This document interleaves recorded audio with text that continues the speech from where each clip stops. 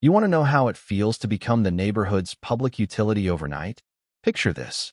You wake up, sip your coffee, and before you've even made it off the porch, you spot an envelope on your stoop that practically screams, "We own you now," in a font so soulless it could only come from a homeowners association. The words Architectural Review and Compliance Notice are printed right on the front. Yeah, that kind of morning. I stood there, mug in hand, scanning the cul-de-sac like I was on parade, because you can feel it, that prickle, when everyone's watching to see how you'll react. A couple of joggers do a double take at my mailbox, then at me, like they know. Like the letter's got a secret siren that only people with mortgages can hear. I worked my tail off to buy this house, double shifts, odd hours, scraping together every dime. So when I say I know my property lines, I mean I know them the way some people know the lines on their own hands. I fixed the path. I replaced the roof. I even upgraded the electrical, because this place was built back when futuristic meant you own a toaster. The HOA can tell me how short to cut my grass, but nobody said anything about turning my porch into a charging station for the block. So I opened the letter. Dear owner, always a treat, like you're being kidnapped by paperwork. The board, in its infinite wisdom, has voted unanimously to install a shared access conduit using my exterior outlet, meaning they want to run extension cords from my porch to 3 neighboring houses during scheduled outages and community events. It's not a request, it's a memo dressed up as a favor. And get this, there's a glossy cartoon in the flyer showing a happy orange cord leaping across the lawn, splitting to 3 houses, none of which, by the way, have ever offered me so much as a decent pie. The real kicker is the last paragraph. Because my lot is centrally located, my cooperation ensures reliability for adjacent lots in good standing. Translation, we need you to be the plug, and we're hoping you'll say yes so nobody has to pay for a generator. I know all 3 lot numbers. By name, Kasia, who introduces herself like the Spice but is more like Kian in practice. Jonas and Becca, who run the social committee and wear visors with deadly sincerity. And Milo, a midnight guitarist who believes every cul-de-sac is Woodstock if you play loud enough.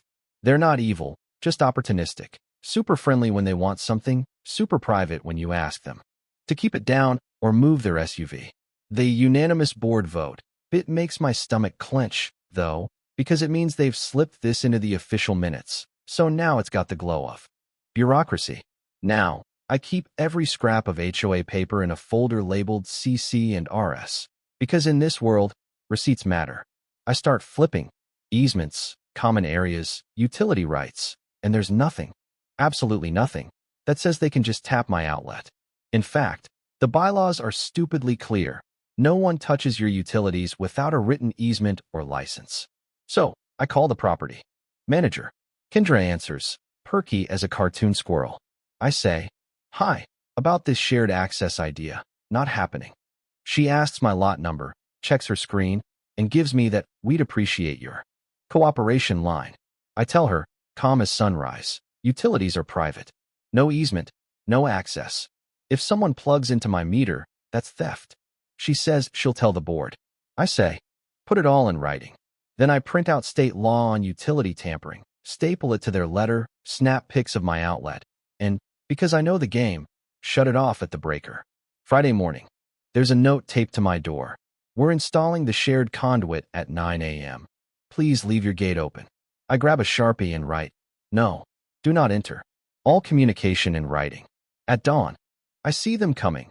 Kasia in a golf cart with a giant spool of orange cord, the visor twins trailing, Milo lurking in shades like he's auditioning for a music video. They start unloading. Cheerful as you please, telling me it's for safety, for the community, for the children. I tell them, with a smile, get off my lawn. There's no easement, no permission, no nothing. Jonas tries. It's exterior power, it's meant to be shared. That's not how electricity works. That's how lemonade stands work. Kasia tries the medical device card. I say, you want backup power, get a generator. I did. That's your responsibility. Then Milo, suddenly brave, whips out his phone. He's calling 911. Claiming I'm refusing a safety directive. Go for it, I say. The dispatchers. Unimpressed. Is this an emergency? Not yet. says Milo, which lands about as well as a pie in the face. Officer rolls up in a patrol SUV, listens to both sides, and says flat out, "Board votes don't override state law. No permission, no courts. Enter her property, it's trespass. Tap her power, it's theft." I felt the knot in my shoulders loosen for the first time in a week. Not that the HOA was done.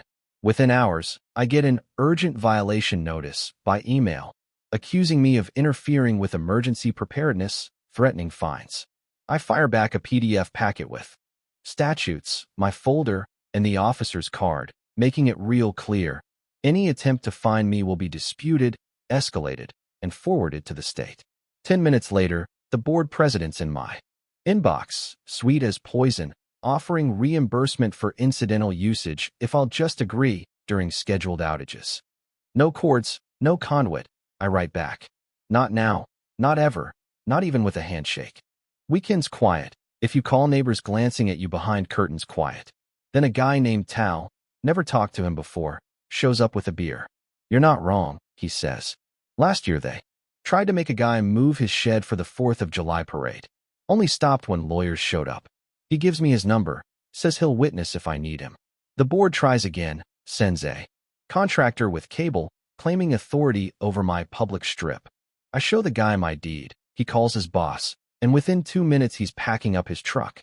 I install cameras, post signs, create a paper trail. I file a records request. Turns out, the board's vote wasn't even legal, and the association's own attorney had warned them not to do this. That's the universe handing you their rope. I send one last letter, screenshots, statutes, attorney warnings, a deadline for retraction and apology, or I sue. Silence. Then finally a voicemail. The board is reconsidering. Wants to meet.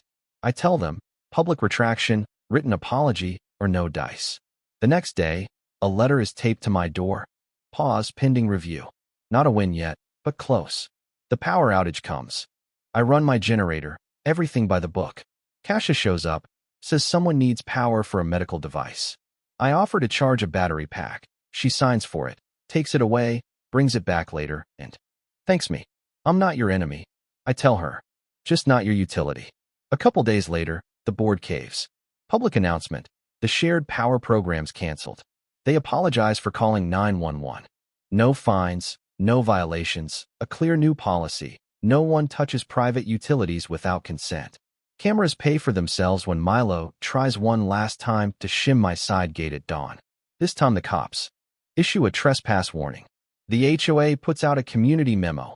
No entering others' property, period. The next board meeting is different. Kasia, Jonas, and Becca are gone, replaced by folks who care. More about process than power. They buy generators for the common shed, register residents who need backup, and make consent the first rule in the book. People nudge me to run for the board. I say no. I'm the rock in the stream, not the bridge. In the end, I get a letter covering my costs, a thank you from neighbors, and a mailbox that makes me laugh every time I open it. The moral? Fight with receipts and patience. Offer a battery pack if you can.